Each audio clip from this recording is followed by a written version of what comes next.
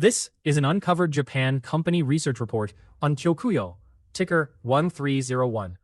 Kyokuyo is a Japanese seafood integrator that buys fish from 44 countries, processes it into products including sushi toppings and surimi, and sells through a cold chain to food service, retail, and overseas customers.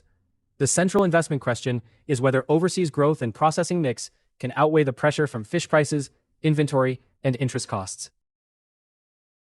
At the report reference date, Kyokuyo traded at a forward price-earnings ratio of 7.1 times, price to book of 0.66 times, and a dividend yield of 3.73%. Fiscal 2026 return on equity was 9.5%.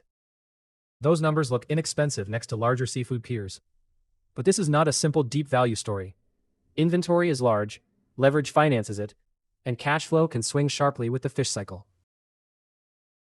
Kyokuyo's model is best understood as a seafood trading house welded to a food manufacturer. It sources across a 44-country network, then creates more value through first and second processing, fillets, frozen foods, surimi imitation crab, sushi toppings, and bone-free portions for institutional kitchens. Cold storage and logistics connect that work to repeat B2B customers. Unlike Japan's integrated seafood giants, Kyokuyo deliberately keeps its upstream asset footprint light, which gives it flexibility, but also leaves it exposed to price cycles. The segment mix reveals why processing quality matters. Aquatic products is 58% of sales, and the trading and first processing engine, but it earned only about a 2.6% margin in fiscal 2026. Fresh and sashimi represented 21% of sales, yet contributed about 30% of segment profit at a 4.9% margin. Processed foods adds another 1/5 of sales. The strategic aim is to keep sourcing flexibility while gradually increasing the share of more value-added processing. Kyokuyo's 5-year record is stronger than a commodity label might suggest.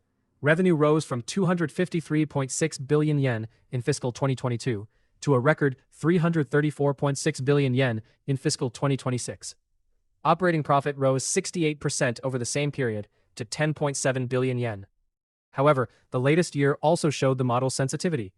Revenue grew 10.5%, but operating profit fell 3.1%, as overseas plants ran below utilization, startup costs rose, and raw fish inflation hurt volumes. The most important financial caution is working capital. Kyokuyo holds frozen seafood from sourcing through sale, and inventory reached 89.4 billion yen in fiscal 2026. That made operating cash flow negative in 4 of the last 5 years, despite rising accounting profit. Debt reached 91.6 billion yen, and interest expense rose sharply. This does not invalidate the business model, but it explains why investors should track inventory turns, fish prices, and interest rates alongside the income statement. Kyokuyo does not have a software-style moat. Its defensibility comes from operating capabilities that are difficult to replicate together. A 44-country sourcing network lets it rotate among species as prices move. Its overseas plants support labor-intensive niches such as surimi and sushi toppings. Bone-free portions solve a practical staffing problem for schools, hospitals, and elder care kitchens. And a diversified B2B customer base limits dependence on any single buyer. The limitation is equally clear. These advantages operate inside a structurally thin margin industry. Kyokuyo's Gear Up Kyokuyo 2027 plan is centered on making overseas and selling overseas. Its overseas sales ratio reached 16.4% in fiscal 2026, passing the 15% target a year early. Sales growth has therefore validated the international expansion. Profitability is the open question. New US and Vietnam operations and underutilized European plants weighed on results, and the fiscal 2027 operating profit guidance remains below the plan's 13.5 billion yen target. Investors need to see utilization and processing margins improve, not merely more revenue. The peer comparison captures both the opportunity and the skepticism. Kyokuyo's 9.5% return on equity is comparable with larger seafood names including Misui, Umios, and Nichirei. Yet Kyokuyo traded at 7.1 times forward earnings versus roughly 13 to 14 times for those peers. The discount reflects its smaller market capitalization, thin liquidity, no analyst coverage, and unstable cash flow profile. A valuation change is therefore plausible, but it depends on evidence that earnings quality and capital efficiency are improving. The report's author scenarios are illustrations, not price targets. The bear case reaches 3,240 yen by fiscal 2029 if fish prices stay high, overseas utilization remains weak, and margins soften. The base case reaches 5,080 yen if the midterm revenue goal is achieved with a delay, and profitability normalizes. The bull case reaches 6,840 yen if processing scales and a higher multiple is sustained. The range emphasizes that the key variables are operational and macroeconomic, especially fish prices, inventory turns, rates, and overseas execution.